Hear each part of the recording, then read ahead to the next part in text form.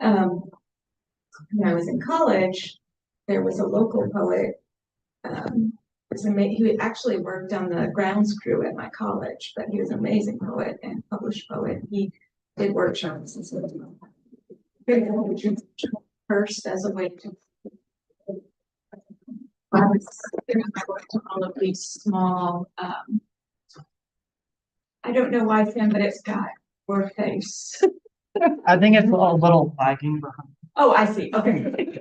Oh, there I am. All right, now we're good. But so I was looking up all these regional magazines. Literally, some of them were mimeographed and stapled together by hand. Literary journals. I'm dating myself and showing you how old I am. But one of the first ones that published me was this place called American Night, and it was like a knight in armor. And the woman who was doing it wrote back to me and said, I really loved your poem. I couldn't find this word, it's solence, SOLANCE, in the dictionary, but based on the context, it was totally my error. I was trying to spell the word solace, and I didn't know the word solace. I was just trying to use it because I'm lazy. And so there's this publication, one of my very first publications, with a word I made up. It's in any dictionary, totally embarrassing. But That's amazing. did you think we can shut the door? I can do it.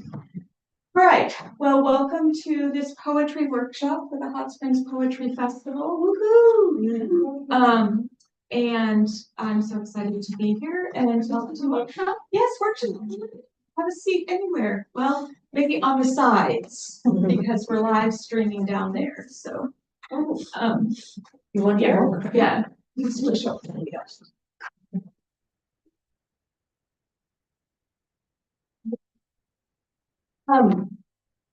I'm Sandy Longhorn, and I have been a poet since I could speak, I guess. I was that kid who confounded my working class, working poor parents by speaking in metaphor and hyperbolizing everything, making up words, and started writing poetry in 5th grade, 6th grade, and became, yes, go ahead. Went on and got a college English degree with a concentration in creative writing and had applied to both master's programs and MFAs. At the time I graduated from college, there was no such thing as a PhD in creative writing. It didn't exist. There were MFAs, and that was considered your terminal degree. Master of Fine Arts was needed. I got into several programs, but decided I didn't have anything to say yet. Or that was my own imposter syndrome speaking.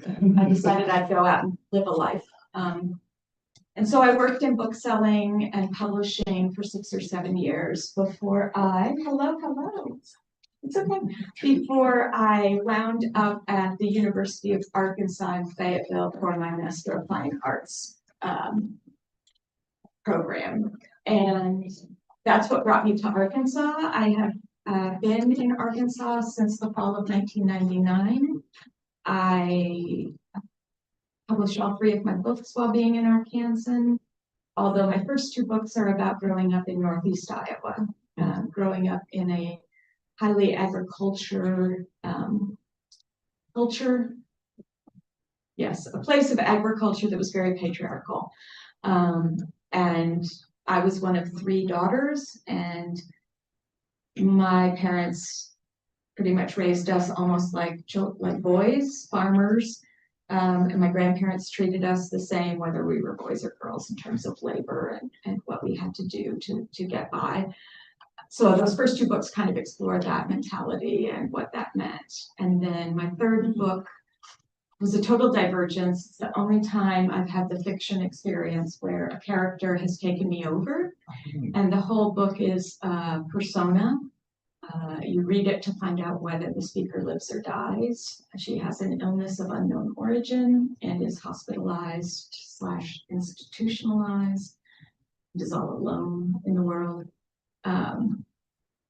And then I've had a long silence since the publication of that book. Life happened. I lost about 3.5 years of poetry due to some other circumstances, and come back to it. The whole time I've been teaching, love teaching. That never stopped.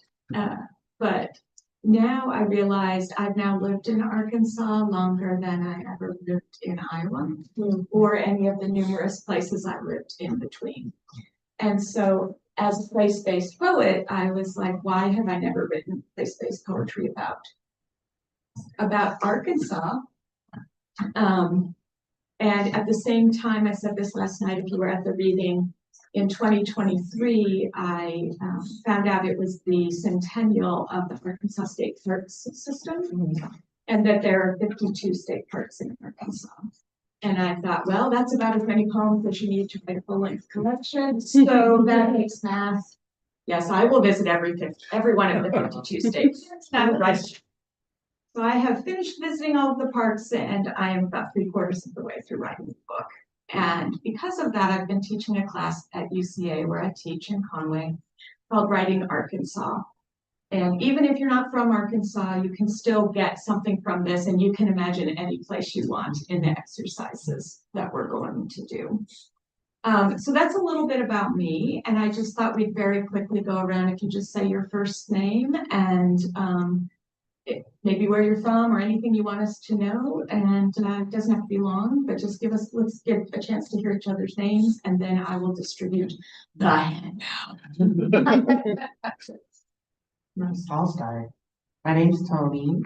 He, him, or they, them pronouns. I'm from Little Rock, and I love poetry.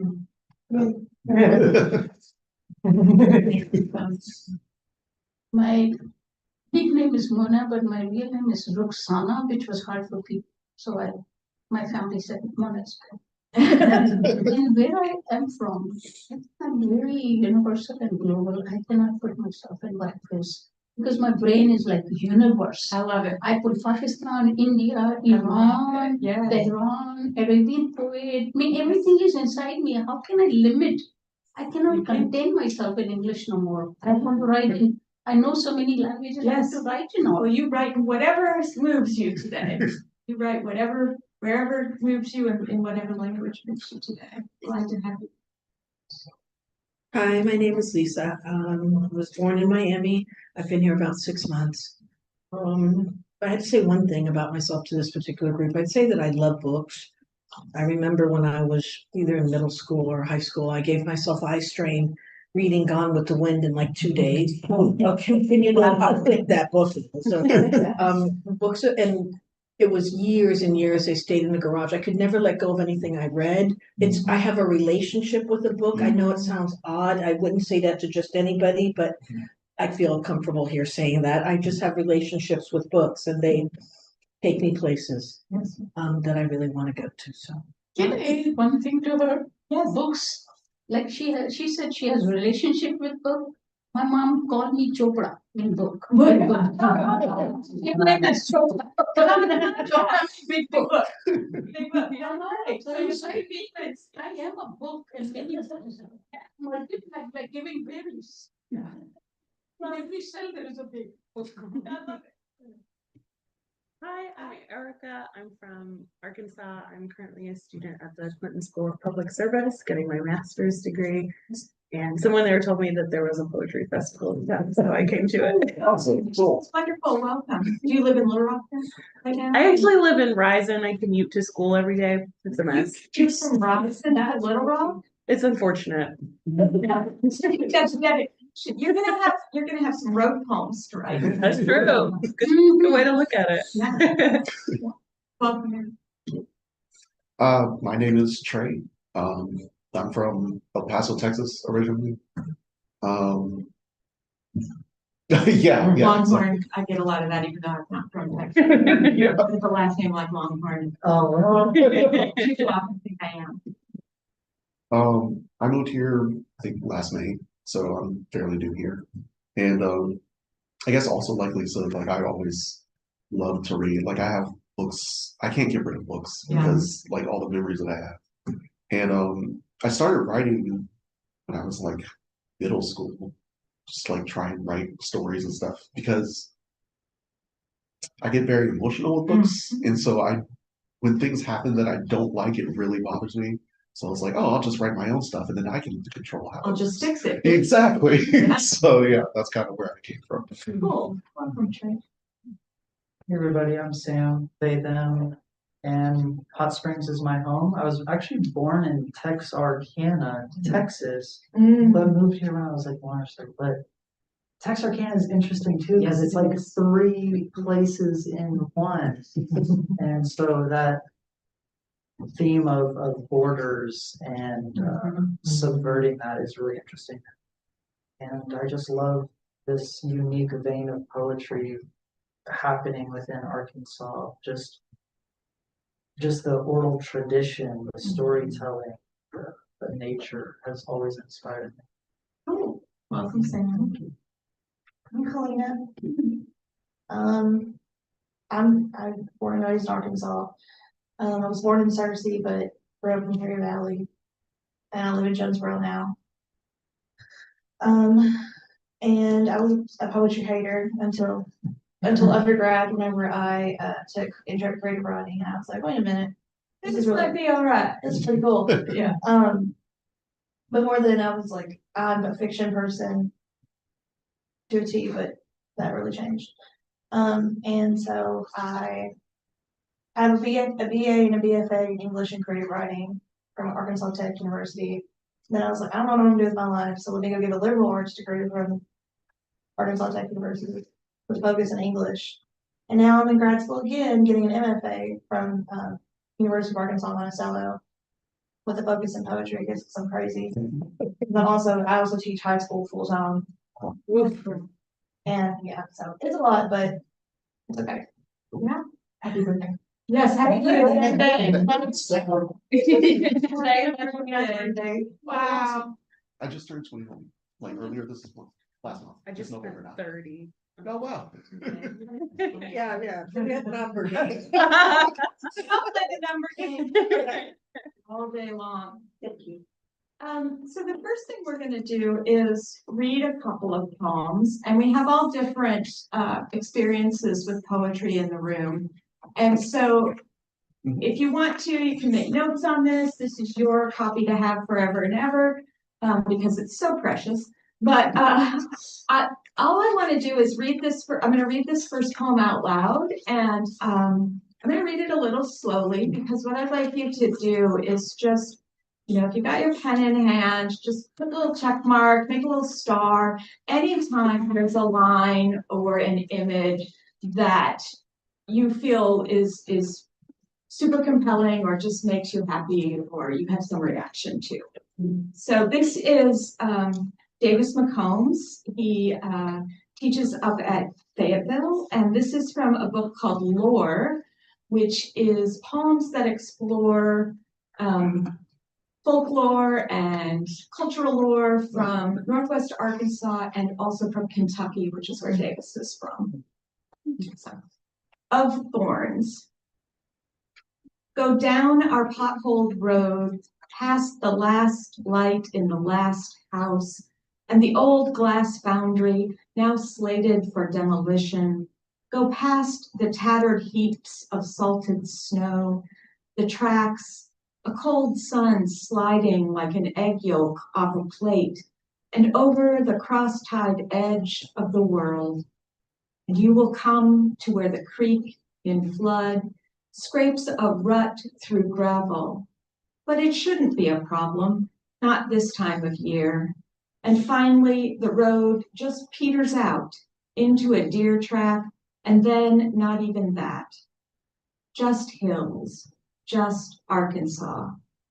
And it's not pretty, not anybody's pastoral dream, only scrub and broken bottles and that rusted pipe through which, improbably, a dogwood has found the light. And there's no shepherd stepping from the trees with his crook, not even the curve of moon that gathers each night its flock of polished stones. But down there in that shabby closeness, that's where whatever it is that saves me is, where praise be to something, it waits in briars like Jesus or literature. Anybody have a place that sort of moved you, or you thought, wow, that was a nice turn of phrase? Or there's no wrong answers in the room, and this today is for whatever you want to make it. So it's all voluntary, no grades being assigned. Or if you just have a response to the poem in general. My ears really, or just the image of a cold sun sliding like an egg yolk off of that was just really strong image. Yeah, that's a simile. That's a simile right there. And Wow. a simile is when we make a comparison using like or as. It's a specific type of metaphor. But regardless, you can really zhuzh up. You can really make your work more powerful no matter what genre you're writing in, if you can harness the power of the metaphor. So a metaphor is when we take two things that are very unlike each other, a cold sun and an egg yolk. And then we connect them in an action that they have something in common that they do. And it makes us stop and pay attention, right? Makes us stop. So no matter what kind of work you're writing in, you can practice those. What kind of Arkansas is this? Not pretty. Yeah. That was my favorite. Yeah. Part is it's not pretty. It's a very authentic or realistic look at this place. Yeah, and it's in that not prettiness, where this life of this beauty, the dogwood, breaks through the debris, that's what saves the speaker. It's not the beautiful overlook on the top of Mount Magazine. It's not being out on the Buffalo River floating. It's this moment in nature where we recognize that there are parts of us that are ugly, but that something beautiful can come out of them. Yeah. Oof. My attention got stuck on potholes. Yes. Growing up in Pakistan, we thought it was moon. And it was so many craters. We hardly find road. It was just craters. One after the other. So we, when men went to moon, I said, we are maybe on the second kind of second moon. Yes. Then my sister came to Arkansas. She is the one, I call arc of my kin. And I see, so should I be here or not? So she said, I said, where are you moving now? She was in St. Louis, Washington. She was for Yale, and she said, I'm going to Arkansas. And everybody said, your IQ will drop 10 points. That's when you cross the line. And she said, I came from third world, I'm going to fourth world of America. Oh, wow. This is the fourth world. If she started 19 clinic 30 years ago, psychiatry, because there was no mental health. She went to Elaine and she said, you need to come see. People don't have running water, no electricity. This is fourth world. Yeah. And she said, fly, eagle in the fourth world. Yes. Wow. Wow. We're gonna just take a look at one more, which Sandy, can I make yes, please. It was difficult for me to relate to the imagery because that's not something that I have in Florida. Okay, but so I'm not gonna comment on that, but there's only that's one sentence. Yes, oh yes, I should have thank you for bringing that up. Wow, is this E. Cummings or what's going on? No, There this is is- one sentence here, okay? Wow. This is a poem written in one sentence, and it is actually grammatically correct. It is incredible. It's of It's like- connected clauses. That's crazy. And this is actually a pretty common poetry prompt that Interesting. people will be given, is to write a one sentence poem. This is quite dexterous, and it creates the creates the momentum of the poem. Mm. You never get time to stop. No. And it's really interesting because it's not a very active poem. Mhm. There isn't a lot happening in the poem. It's pure description. And I didn't feel like it dragged. No. I'm not implying that. I No, was no, just but like, that's how he does it. That's how he keeps it from dragging. Is Okay. there are no end stops. Okay. There's no sentence ending in this poem. And that's what keeps you going all the way to the end. Thank you, Lisa. That's perfect. Sure. I did mean to say that. okay. That was a good catch. Yes. Okay.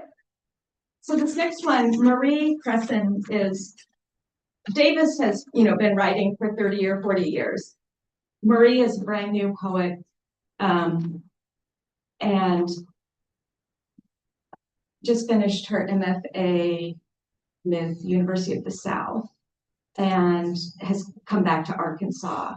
So this is her exploration of her writing Arkansas. After they ask why my accent isn't thicker, with a modified line from Tracy Brimhall's Auto da Fe. There is nothing here for us in what was once the town of Custer Heron, now the bottom of Norfolk Lake. Because they exhumed the dead and flooded the church when Arkansas was broke and needed jobs. Now there is nothing here for us. So we imagine dark algae slithering over drowned pulpits like drunken walleye, rotten doors swimming in the currents, soundless as ghosts, or photographs down at the bottom of Norfolk Lake. Listen, I don't know if I'm Southern.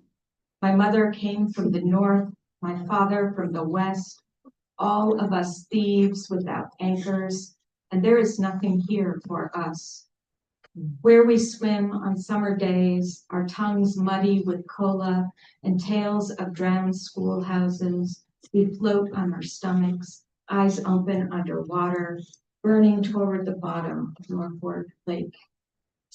I reach my hand down into the water's depths, cool where the sun goes quiet, because I'm asking for something to come up to me, a heritage stuck in the throats of catfish. But there is nothing here for us at the bottom of Norfolk Lake.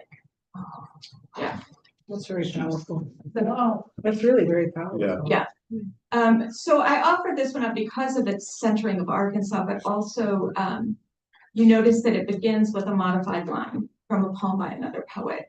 This is another, like the single sentence prompt you can give yourself when you're just trying, you want to write something and you don't know what you want to write about. You give yourself a prompt, it can be really helpful.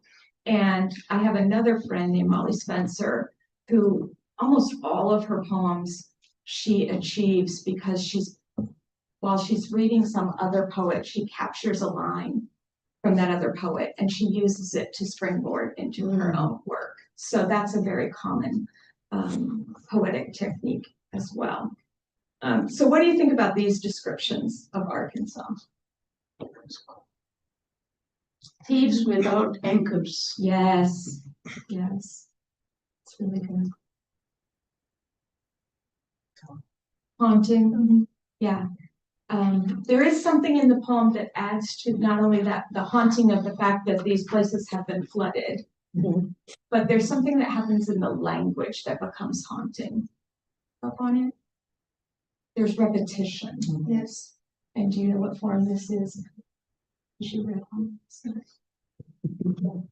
It's a villanelle. So in a villanelle, you take the first and the third lines, and they become the last lines in alternating forms for the next set of stanzas until the culminating stanza where there's the last two lines. This is a modified villanelle in the tradition. If you want to jot down One Art by Elizabeth Bishop, that is a quintessential formal villanelle that follows all the rules. This one breaks some of the rules.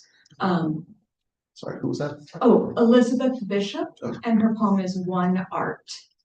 And Villanelle is spelled how? I'm sorry, I'm not familiar. Villanelle. It is the French. And I did take French, so I can mock it. But this hit me, our heritage stuff, Yes, food of fish. that is Arkansas. Yes. Yes, yes.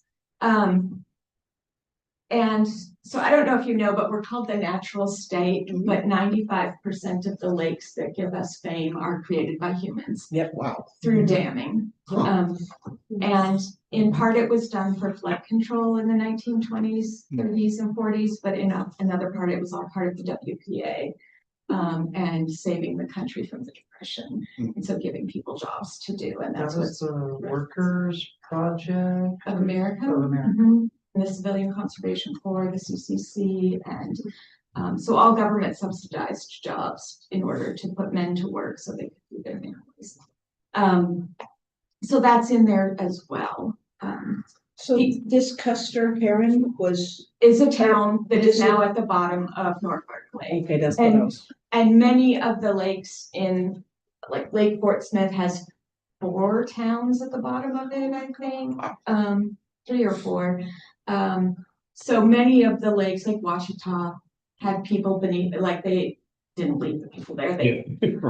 What I find fascinating is they talk about excavating the cemeteries that were there, but you know whose cemeteries they excavated. So White Washita, landowners. Right, Yeah, right. They did not right. excavate the cemeteries of people of color or Right. Native American. Sandy, my understanding is like Washita was done by the Army Corps of Engineers and there's a quartz bottom there. And they actually ruined the Washita River by creating the Washita Lake, is what I had heard. They tamed the Washita River to Okay. keep it from flooding. That's what the Army Corps of Engineer does. It Okay. did it to the Mississippi River. It did it to the White River in North Arkansas. It's if you look at the floods of 1927 in Arkansas, there's Yeah. almost not a single place in Arkansas that wasn't. Massive numbers of people didn't die in 1927 in Arkansas because of river flooding. Really? We are dependent on rivers in the state, I see. and many people built communities on the rivers, and then we had these several years of these torrential problems, and thus we now have many, many lakes in Arkansas that did not exist prior to the 1920s as a way to control the floods. Okay. Yeah. Thank you. Oh, that's all right. This is what you get if you visit all 50. You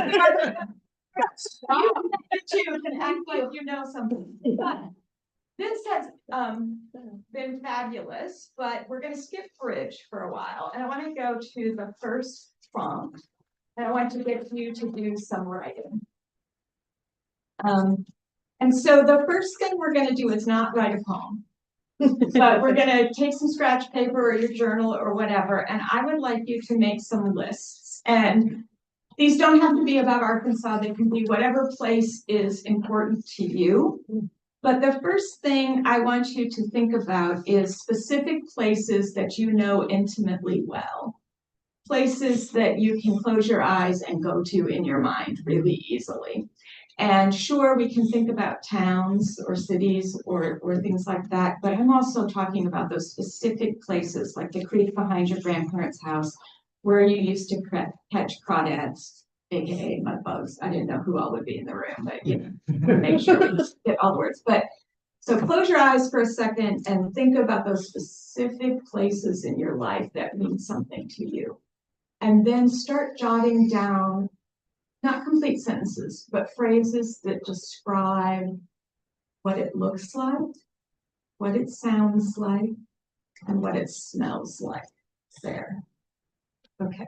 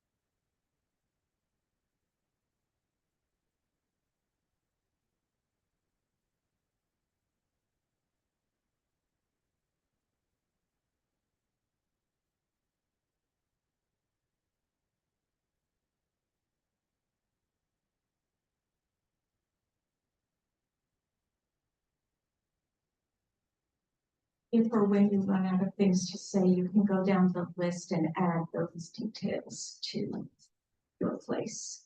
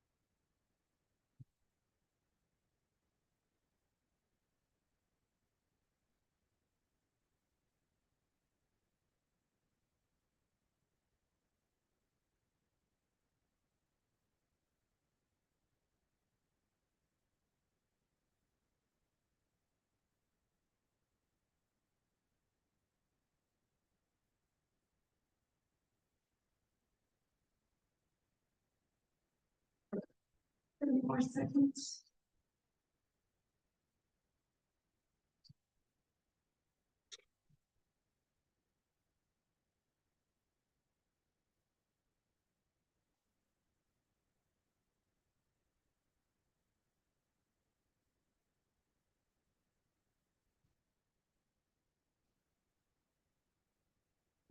Wrap up where you want.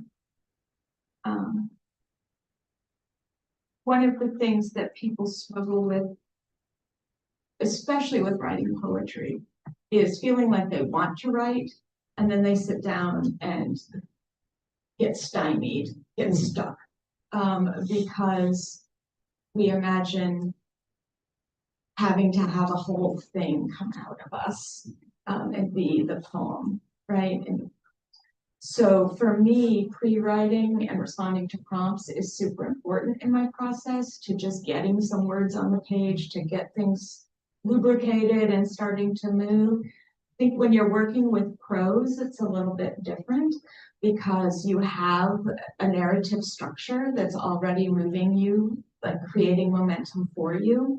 Yes, you still have to revise and change things around, but you're working paragraph by paragraph. And prose is also really easy to get to a certain point, get up and leave, and then come back to the next day, and you're right in the middle, you have something to keep going on. Most poems written today are 1 to 2 pages long, and you do come back to them to revise, right, over and over again, but we also all have this pressure of like, oh, Vegas comes from that. Like, this says shadows coming over the peaked roof of the condo. Well, that's crap, right? Like, we get that in our heads, and we're like, that's not a way to start a poem. But what we have to realize is that Davis probably went through 20 drafts to get this to where it needed to be, but it looks so easy and complete because it's this short little, I can certainly do that, right? So what we're going to do with this little pre-writing that you did, and if you only got down visual descriptions as we're working on this 8-line poem for a very, very rough draft, Try to also get in some sounds and some smells if you don't have those there. By the way, smells of places are the most overlooked, one of the most overlooked descriptions, and can really cause a reader to be like, whoa, yeah, I understand that, right? Okay, so we're gonna start first with your title. So this is a very rough draft, so wherever you want to start writing this poem, your title is the location, is the place you're thinking about. If it's a particular house, it could be the address. If it's a particular town, it could be the town name. Or if it is the creek behind my grandparents' house where we used to catch crawdads, that would be my title. Okay? And remember, this is a very rough draft. It's not gonna maybe stay this way, but that's what we're writing down first. This is a paint by numbers poem. To give you something to go home with that may eventually. All right. So the first line is a series of fragments, and it might be more than one line. Maybe it's 3 lines, but it is 3 brief sights, sounds, or smells, and you can take it directly from your pre-writing, or you can make up new things. So complete fragment, fragments are fine. You don't have to work in complete sentences, but just jot down a sight, sound, another sight, 2 sights and a smell. The important thing is not to think too hard right now, just to get something done.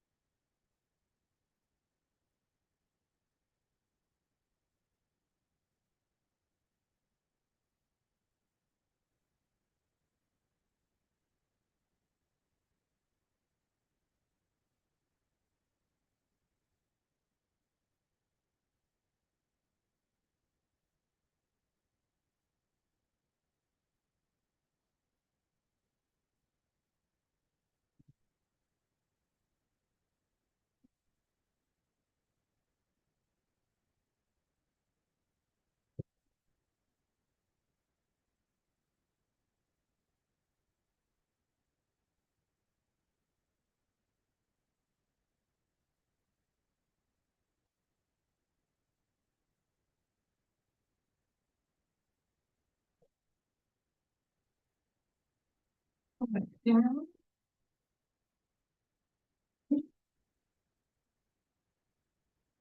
You're going to think about this place at a very specific time, and that's dawn, the morning. The sun is coming up.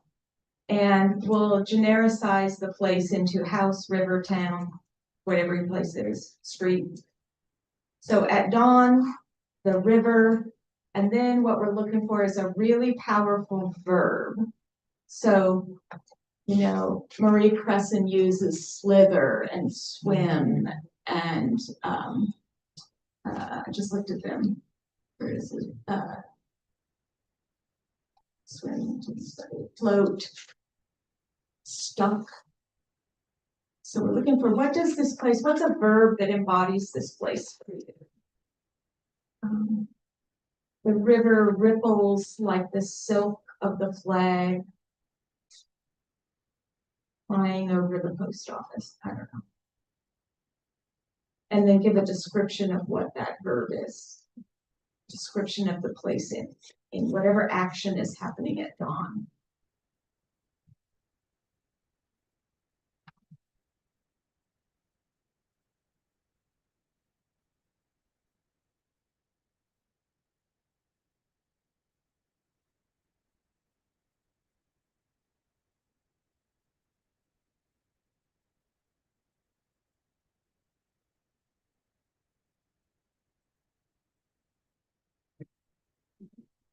A great time.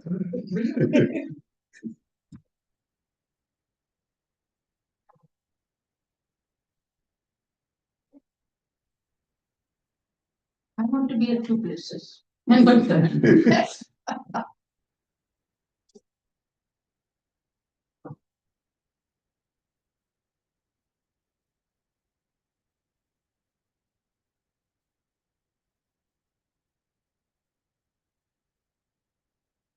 And then we're gonna think about the who or what is inhabiting the place. So if it's people, the who, if it's other natural living things, the animals or the trees or whatever. And just describe them. So this can be a fragment as well, but, or it could include a verb, just whatever makes you happy. Who is there or what is there? Be really descriptive about them.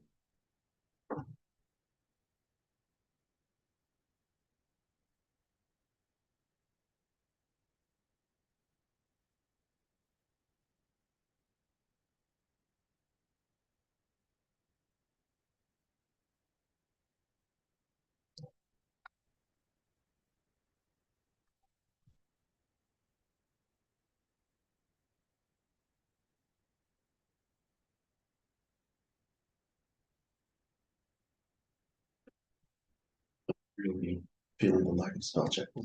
It's okay. Nobody is gonna look at that piece of paper, but you. Okay. You have to know what it means, but we don't. So deconstructing. Yes. All right. This next one is where it gets fun. It gets weird. So we're gonna be describing either the ground or the floor, what's under the feet, or whatever's there, the paws or whatever's there, of whoever's there. But you can't say anything real. So it has to be surreal. It has to be made up.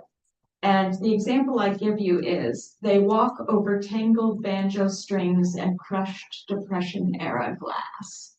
So you want it to embody the mythos of the place, the heart of the place, but not have it be anything any people would really stand on or walk on. And it's okay if it doesn't make sense. If you feel like, oh, I can't write that down because it's too stupid, that's probably the thing to put down. Because that's what we're going for.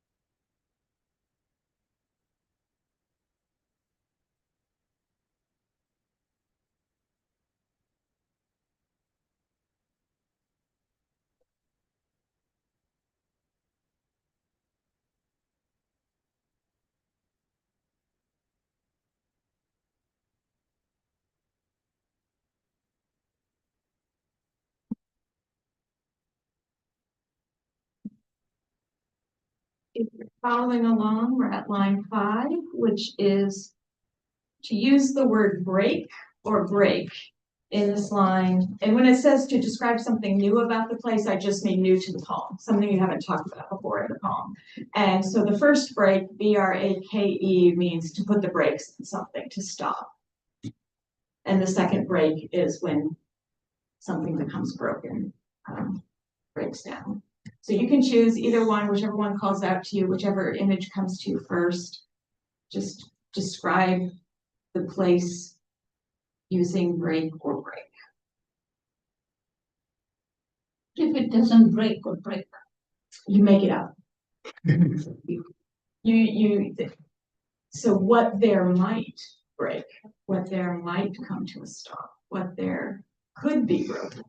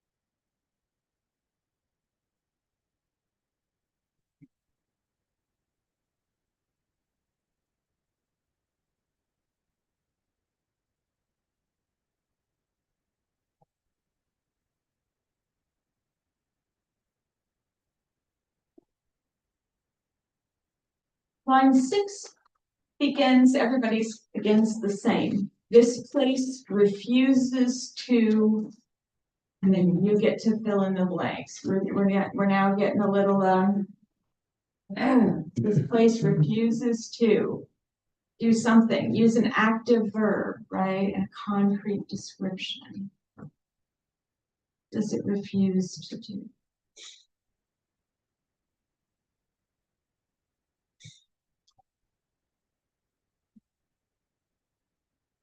It can be literal or it can be metaphorical.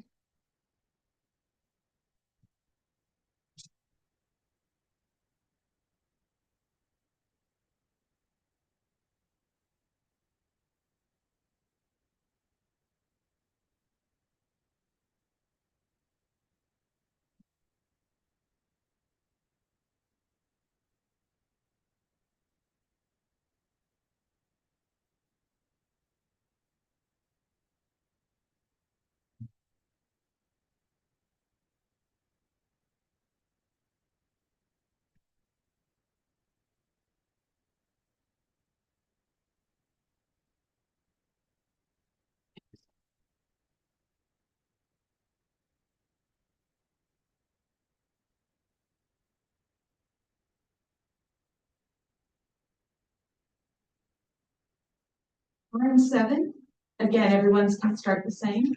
At night, it dreams of, but you can't use abstractions. Please don't write freedom. Please don't write, it dreams of peace. No, we don't want that. We want, an actual tangible, make it up. Again, be surreal. It's like the things on the floor, but what would this place find in its dreams? What real things we can touch, taste, see, hear, or smell would it find in its dreams?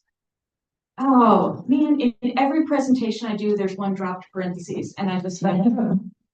The poet Des Miller Brigham, she will do one parentheses and leave it open. Pretty interesting. Yes, that's what I was doing. Yes. Just on line 7. All right. So, what does your place dream of at night? It may or may not be related to what it refuses to do. The line before doesn't have to be very heavy.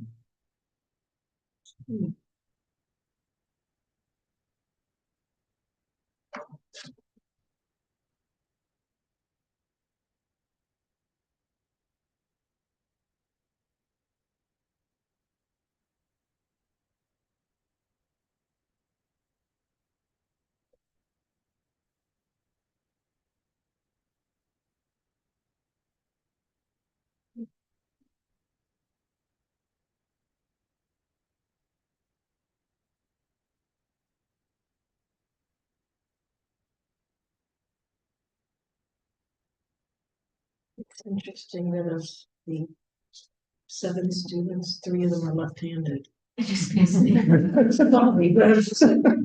a poetry thing? Yes. All right, and then so often when we're writing poems, we struggle to end a poem. We think we've said what we want to say, we've gotten to the end, but we're like, how do I close this? pro tip, goes as old as time, repetition. And so that's what we're gonna do for the ending, which is look back to those first 3 descriptions that you did, choose 2, and repeat them exactly at the end, and then write 1 new one. Okay, and that's how we'll end it. And if you haven't gotten a sound into your poem, try to put that sound in there. And these are just descriptions of the place. So you're repeating 2 from the first line or first 3 lines, and then making up 1 new one. And you can put them in any order you want. Do the new one first, put it in the middle. Whatever makes you happy.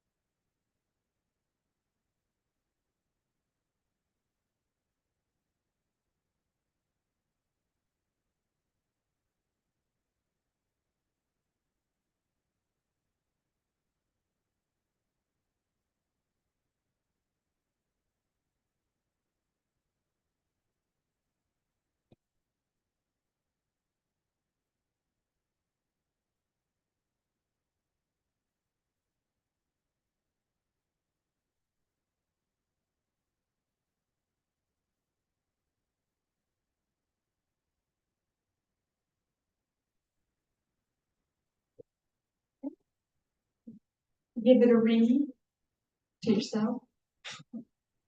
Find a place that really makes you happy. Something you wrote that you really liked. Yeah, I did that.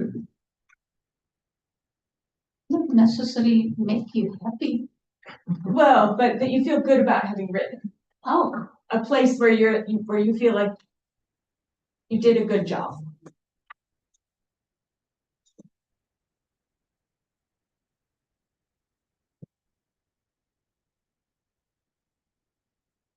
Don't worry about spelling, punctuation, sentences. That's not what a first draft is. You should never be thinking about those things when we just put words down on the page. So now the question is, should somebody share theirs with us? Save space, save space. All right, Trey. So go ahead and read us your title. You know, don't forget the title. Titles are important, which we'll talk about in just a second, but let's go. My childhood street. The view of the city, rosemary and dust in my nose, the sound of the constant wind.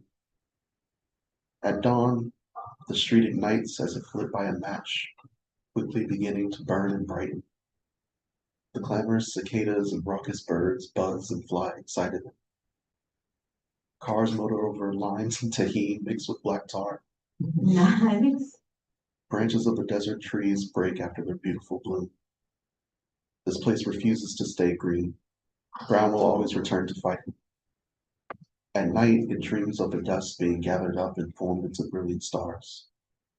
The whistling wind, glimmer of the city beneath, the baking of the very air I breathe. Texas. Yeah. No, this place refuses to stay green. That was Like, excellent. that was really strong, Yeah. really strong. Also, you have a really natural habit of alliteration, of Mm. putting the beginning letters of the words having the same consonant in patterns. Really strong. Thank you. Very strong, Trey. Thank you for sharing. What else would you like to share with us? one thing is, you know, 3 places or 4 places jump on me. I want to talk about those. Just that my first school was a temple, Oh, okay. and in Hindu temple. Yes. And then second came island of Monora, Okay. which was my favorite. The third to jump on was hot springs of Pakistan. Oh, And yes, the alligator, same thing.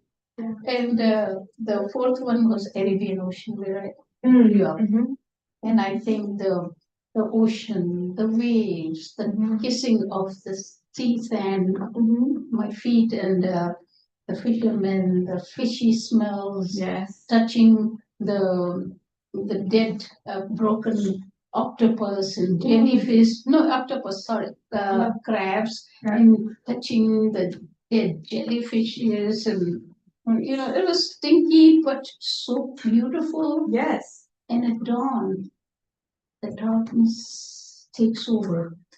The place was heaven in the day for me. The shells and at dark, the ocean, the sea turned into a black monster. Oh, yes, right. And it will like one day it will swallow us all. Yes. And the whole sound was so scary for me. In the Like it dark. was like monster Yeah. breathing loud. Yes. And when I looked from the window, I couldn't believe it's the same Mhm. ocean which I love in the morning, but at night. And then those little schools of fish get Mhm. stuck in the stone, and it was beautiful. Yeah. And what else? And with me is holding hand, our maid's a servant. He was chocolate, uh, kind of colored, dark color from India. Mhm. And his hand grip was Iron Man. Because I was young, my mom said, take care. Yes. So he will like Hold on to you hold him. tightly. Yeah. That's right. Yeah. And his loud voice was similar to the ocean. No, no. Oh, yeah. And it was like, we call him Chachu. So Chachu kind of hold me tight, Mhm. but his protection. He was our first person who gave us recognition that we exist. Mom was really that was visit of Yes. So he was the only person. He was our anchor Yes. in the world. He was a grounding force at the very unstable the sand, which was anytime can The ship. exactly. Wonderful. Thank you.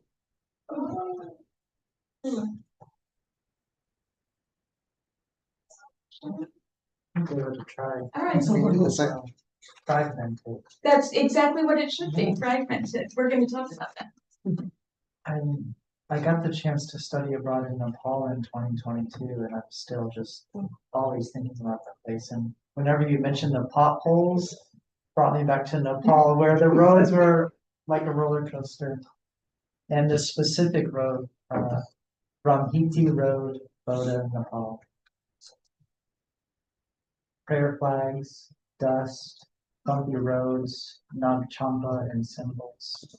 In the morning, the revolution, the stupa, the monks in saffron robes, bronze bell, and the poor, blind, deaf, the hungry, street dogs. They turtle walk at a snail pace over a road. They turtle walk at a snail pace over gemstone beads, a road made of meditation cushion. The traffic with no brakes is like playing Frogger. This place refuses a dark new moon night. At night it dreams of the dance of stillness when the dust finally settles. The monks hum their mantras, and the Himalayan mountains float in the sky. Nice. It took us right there. Yeah. Took us right there in those descriptions. Then when you went to the sort of surreal or the not normal, it was still within the same tone. It was still within the same reverence. It was still, yeah, really strong. Very strong. Fragmented. Fragmented. Finished, but Unfinished overall, is good. stamps. Mom finds a little slice of home in an aisle. Archipelago of Patis, Adnan, Moisas. At dawn, doors welcome aunties, elders, Sam himself, lost in their own small worlds. Nudge, shove, shuffle, leave skid marks on mother of pearl, broken Creole conversation. This place refuses fusion, gentrified foods picked over by culture vultures lacking eyes that at night he dreams of the loved ones who watch the sun. Beyond the Balikbayan boxes, national lifelines constrained by calm tides. And Oriental architects, motherlands. One new description. That's not, Sam's Club, right? Sam's Oriental store. Sam's Oriental South Store on South University. Okay, so that's what I would change about the title. Because it's clearly going into a store, a grocery store, that kind of thing. And so I was having trouble aligning those descriptions with Sam's Club, which I think most people would associate with Arkansas. So even if it was just Sam's Oriental, your family probably just calls it Sam's, but otherwise, really strong, and especially the aunties and yeah, so good. And finding in this one aisle this sense of belonging, sense of home. Yeah. What was the sauce you said? What's that? Pinoy sauce. Pinoy It's like a sauce. coconut spiced vinegar. Oh, yeah. Yeah. Yeah, peanut butter. Oh, yeah. That's good. My wife is Filipino, so Oh, right on. that's all I know. Yeah. Very cool. Very cool. I love Arkansas. All right, anybody else? Your poem actually took me to a grocery store, I think in Springdale, called Asian Amigo. Half the store is Asian food and the other half of the store is like Hispanic. Wow. I never thought about writing a poem about that, but that is inspiring.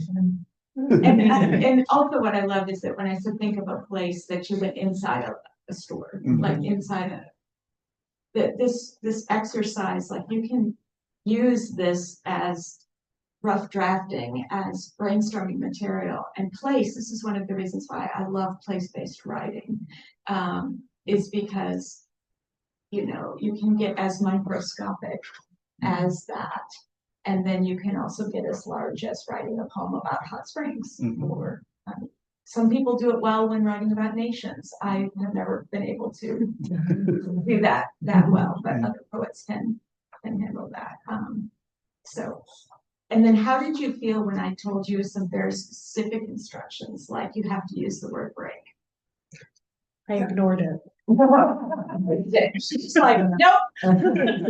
Like it was good to inspire the next thing I wanted to write, but then it didn't quite fit. So I was So just you like, wrote to it, you wrote around it, you wrote to it. Yeah. Anybody else? How'd you feel when I said about this?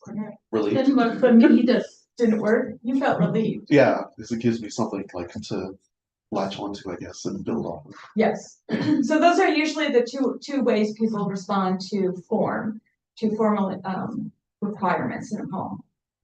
When again, when I'm facing the white page, the blank page, and I don't know what to write, if I have specific instructions that I have to follow, it gets me out of my headspace of this preconceived idea about what a poem is, and it allows me to just get the words on the page. And I might just be like, no, that didn't work, and go on to something else, but it distracted me long enough to have something else to say, right? Which is one of the reasons that people still do this. People still use prompts. People still use. But I came from third world and the dictatorship and control. Right, so that you hate. So I don't want that. You cannot dictate. That doesn't like, you don't to me tell you anything else. Does anybody else want to read this? I'll share mine if you don't mind the lack of rule following. Well, Okay. The Pine Circle Portal, a fresh and crisp cluster of prickly winter green. In lonely moments they open, and the cicadas let me settle on the soil of my ancestors, the ones I had and the ones I wanted. I'm leaving this place and summoning another, and the bones push up from the dirt, my precious maps etched with the paths to the home I know. It keeps my dreams nestled in the bark, fresh and crisp and ready for my return. Nice. Well, that was for you saying no. I'm gonna write this other thing over here. Oh, Great. Do the part about the ancestors and the bones again. Yes. In lonely moments they open, and the cicadas let me settle on the soil of my ancestors. Okay, And I- so we got alliteration and we got assonance both going on there. Alliteration is when you repeat the consonant sounds, Mhm. and then assonance is when you're repeating all those O sounds, which are just lovely because they match the loneliness. Like there's a reason we like the word lonely for loneliness, because it sounds lonely. Oh, that's a lonely sound. Right? And then you just repeated those O's in there, so really great. Yeah, that was on purpose. Yes. So no one sits down in a rough draft to churn out perfect alliteration or assonance. No one sits down in a rough draft to create a perfect metaphor that's gonna fit, like that sun's like the cold sun like an egg yolk. I guarantee you that did not come off of Davis's pen. Draft or craft. What happens is the more you read poetry, the more you internalize the craft of poetry, so that, and assonance and alliteration you'll pick up from reading just about anything, fiction, poetry, etc. So it's just, once you know it, once someone's pointed it out to you, then it becomes even stronger in the work that you do. Can I ask a question about her poem? Yes. Thanks. Did you give a human emotion to something that's not human? When you said something was lonely or drew you back, or I'm sorry. Maybe a little bit. Because I thought that was really cool. Oh, yeah, When, I thought she said something was lonely, like, okay, people are lonely, right, but are trees lonely? yes, Are bugs lonely? Are exactly. crickets lonely? I don't know, but it just made me feel a different connection. It made me feel like a web. It was really neat. It was Yeah. really nice. Yeah. I felt when I came to Texas, when that Lone Star. The Lone Star. Yeah. And like natural state and those things, but Lone Star. They don't need anybody else, they can do it. That's what they think. I do want to point out the two other prompts that are on here, which is the second one is actually descended from the Irish poet Seamus Heaney. Seamus Heaney gave this instruction to my thesis director at Fayetteville, Davis McCombs, who we read earlier, and so you can start any kind of writing with, when I put my ear to the ground, I hear. And you can take this literally, what you would hear in this place, or you can take it metaphorically about what embodies the place. The other idea is that you write about what you were doing in Arkansas or in a specific place, Florida, whatever, wherever you were, when a major event happened in the world. So then you grade the concrete details of both events. So for example, standing in your kitchen making your grandmother's pecan pie, while on the news there are the first reports of the deaths of COVID-19, and you're kind of braiding the worlds together, the bigger world and the smaller world together. Once you have your rough draft, then you go through the rest of the steps, and I give you my tips on writing poetry on the back, which is that your first draft should just be an outpouring, aside from me telling you what to put down on every line. But really, when you just are first getting something going, you should try to quiet the inner critic. And I left spaces if you want to take notes, but silencing the inner critic is one of the hardest things any creative has to do, but it's absolutely necessary at the beginning when you're, well, all throughout, but specifically when you're trying to get just started.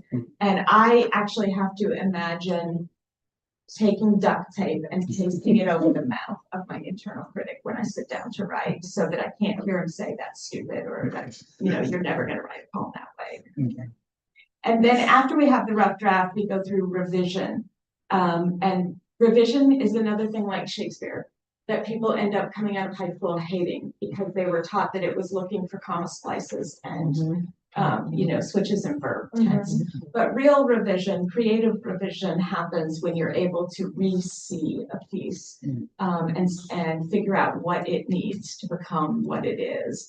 And in some ways, that involves time. You have to be able to draft something to the point where it has enough energy that you know it's going to survive, and then put it away and come back to it a day later. Much better if you can come back to it a month later.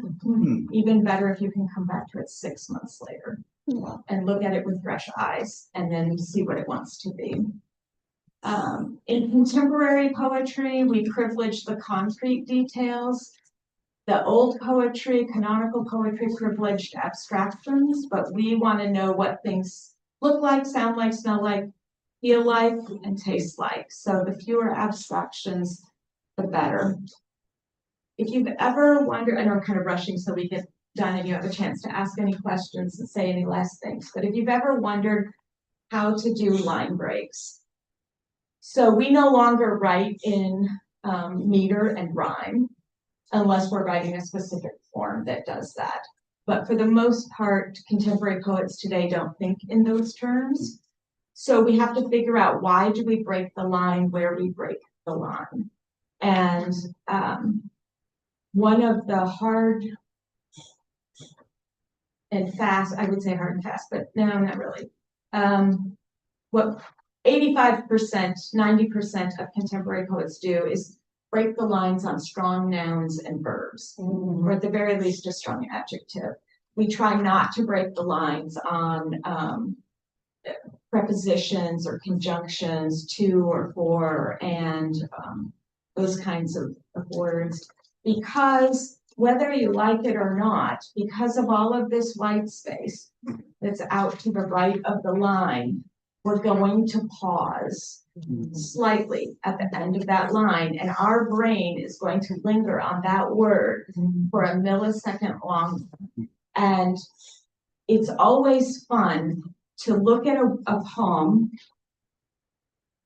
and read just down the right side. So if we look at Of Thorns, we get house, pass, sliding, edge, flood, problem, out, Arkansas, scrub, witch, shepherd, moon, there is literature. Like, it becomes a poem almost in itself, right? So, and that's just the habit of breaking those lines on strong nouns and verbs. White space is always going to equal silence. And in the first poem, it was all one stanza. We talked about that. It was all one sentence. It was all one stanza. So we didn't get time to pause. But with the Villanelle by Marie Cresson, we had stanza breaks, which added white, added pause between the stanzas. So white space will always give you this. And then, all right, I'm going to give you my my feelings about titles. Titles are line 0.5. And I think it's one of the biggest missed opportunities in poetry, which is either an untitled poem or a title where could have done much, much more work to getting the reader hooked into the poem. I will also say that when I present poems to anyone, I always put the author above the title. Many places you'll see title and then author and then the first line. And to me, that disrupts the poem because it should go title, first line. It's my thing. You don't have to believe me, but for poetry, every single word has to count. And if the word isn't doing work, it has to go. Versus prose, where you have room to be expansive and, I don't know how else to say it except it's, in poetry, it's about concision. It's about finding, they used to say le mot juste, I can't even do the French anymore, le mot juste, which is the right word, the just word, right? People are pushing back against that kind of now, like, really, is there a right word? But but there still is this sense that what poetry does is a distillation. I mean, sometimes this still works for students. I don't know how many of you have seen the Superman starring Christopher Reeves, but you know, it's the 80s Superman, so maybe you haven't, but in that movie, Superman flies into a coal mine, takes up a piece of coal, presses it between his hands because he's got super strength, and comes out with a diamond for Lois Lane. And that is what a poem is. We've taken all this other stuff and we have compressed it. We have distilled it to the diamond. And as we are the diamond state as well as the natural state, that's quite fitting. So Didn't we also used to be called the tooth? we did because of the Bowie knife. So The what? the toothpick state. The toothpicks. That's huge. No, but it was because you know David Bowie. Yeah. The Bowie knife was made in Arkansas by a blacksmith in Arkansas. And the idea was if you were manly enough, you would use a Bowie knife to pick. Okay. So that's where the state. Goodness. Incredible. We've had many different mottos. That's very over fun time. trivia. Yeah. Fun times. And you can learn this in an Arkansas State Park. That's when I would go there. They should be paying me. I would literally go to the visitor center first and I would take a picture of every single piece of information the visitor center had. And then I would go explore the park and take my pictures. And when I got home, I would read every single thing that the park told me about the state. That's to cool. Come to create my poem. That's awesome. I always take the picture of the information, but I never. Oh, there's real gems there. Gems there. But what questions do you have, or how can I help you, or be of service to you? Anything about writing in general? Anything about? Don't ask me about successful relationships. I can't help you. How are these titles coded? Titling is one of the. Yeah. Yes. Nobody wants to see the title emerges with the draft, right? With the beginning draft, and you're just like, there it is. For my third book, I was really struggling with titles, and what I ended up doing, there's a poet who is seminal for me. Her name is Lucy Brock Broido. And one particular book of hers is called The Master Letters, and I'm an underliner. I will dog ear a book. I will write it. I have to own it. I will break its spine. That is what it is for. And I know people who like books, they're either one way or the other. They're like, it shouldn't look like you've even read it by the time you're done, or it should look like you've run over it with your truck. So I went back through the master letters and I looked for phrases that I had underlined that would fit to the poem that I was working on. And then because it felt too creepy to just steal the phrase, I would like change a word. But I did in the notes for the book, I mentioned that, right? You know, that this is what I did. And I found that really helpful. The other, if you can do a thing where you look for a phrase within the poem that can become the title of the poem as well. There's a book, it is kind of listed as a textbook, but it's called Poetry. I know that's a clever title. It's anthology. Anyway, the editors are Kaneko, Kaneko, and Huey, Huey. And it has it has 2 or 3 pages on how to title. So you can go to the library and request it.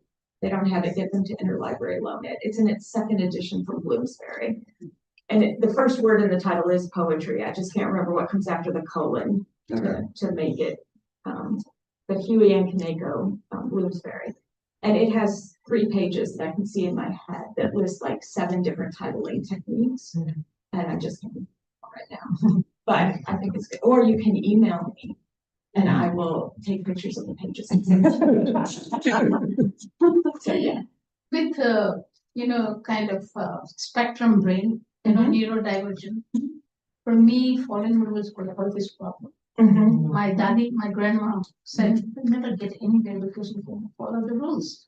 But I got some. But you'll actually get other places. If I have to be perfect and so rhythmic, then nowadays I ask my AI, please put it in the and that's good job.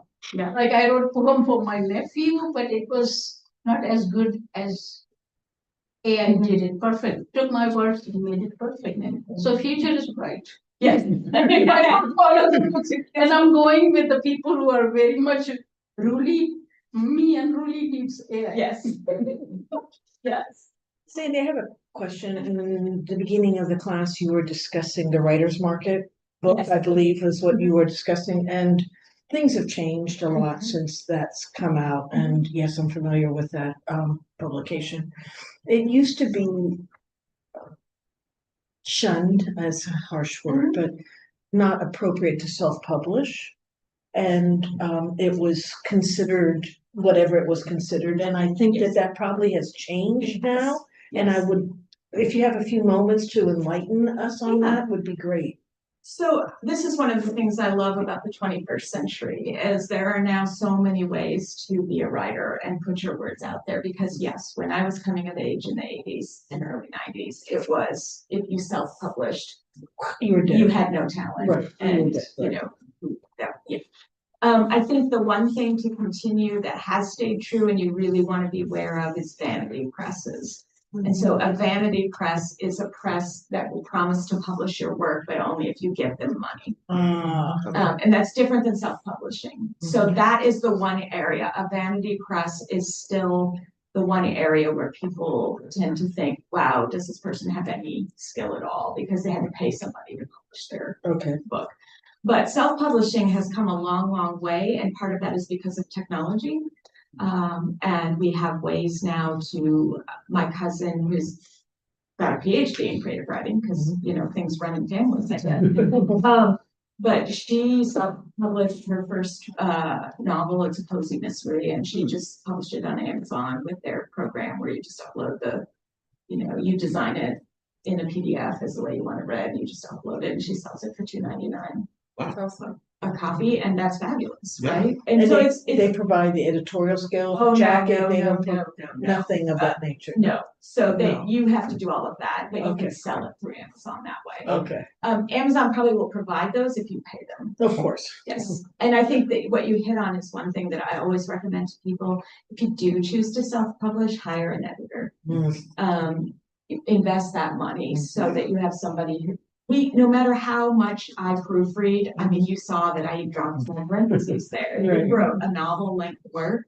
There are gonna be places that I simply can't see. So yeah, that's what I would do. Okay. But it's completely, acceptable. And in this market, it used to be that one needed to send in a manuscript, you would have to sometimes have an agent. So certain publishing houses If you do not want- accept Yeah, it if you without. wanna publish, it's a big 5 in New York, you have to have an agent. Okay, If you're gonna publish with a smaller press, Sure. an independent press, they all have different guidelines. Okay. So you would have to go to their websites and Okay. find out, are they looking to look at 2 chapters in an outline? Are they, you know, what are they looking to look at? so that's not a thing anymore, where you're, as it used to be 20 years ago, it used to be where You're talking about fiction, right? yes. Yeah, I knew this because Lisa told me this was when she came in. For poetry, nobody has an agent because 20% of nothing is nothing. Wow, I'm so sorry you got. Make money on this kind of thing, but yes, if you want to publish through any of the New York houses, you need an agent. If you're Okay. willing to publish with a smaller press, then An you know, indie, you don't get okay. an indie press. You don't. Cool, thank you for that, I appreciate it. You said, I don't know anything about this. So you said vanity publish. You have to pay. I thought you had to do that to publish a journal. So that's Yeah. not how that works. How does It's that work? not how it should work. Sometimes it might be like a submission fee. Yes, sometimes Yeah. there'll be a submission fee to get your work read, particularly with poetry. And that's usually fine if it's under $50. Because presses have to exist in some way, shape, or form. But in general, you should be interacting with a publisher who wants to publish your work and will either do one of 2 things. Now, this is particular for poetry. You often get your work published through a contest. Okay. And the way they support financially the contest is they take entry fees or submission fees for everybody who's sending in a manuscript for the Okay. contest. And then they'll write you a check for $1,000 and you might get 50 copies of the book. Okay, It'll be in your contract, but you should never have to pay somebody thousands of dollars okay, yeah, to get your book in your hands. Yeah. makes sense. If you self-publish, then you're paying, but you're paying for yourself. You're Mhm. paying to have copies printed that you would then sell. But the downfall there is the marketing. Yes. That's the big, Although I will Yeah. tell you that most publishers no longer have marketing budgets like they used to. really interesting. Yeah. So the author has to do a lot of. Sorry, Tony. Tony's about to publish a book, but with sibling rivalry, you're in good hands. Yeah. They got you covered in all of that. But yeah.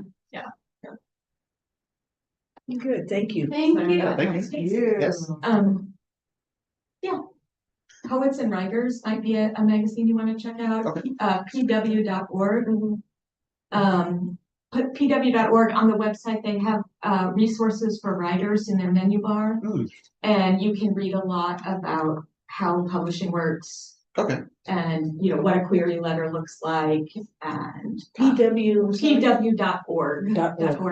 Mhm. They do still put out a print magazine that comes out every 2 months, and they have material in their print magazine that's not available on the website, but their resources on the website are free. Okay, cool. Chillsubs.com is really good for new writers. So, Which one? Chillsubs.com. Chill Yeah. Sub. CHILLSUBS.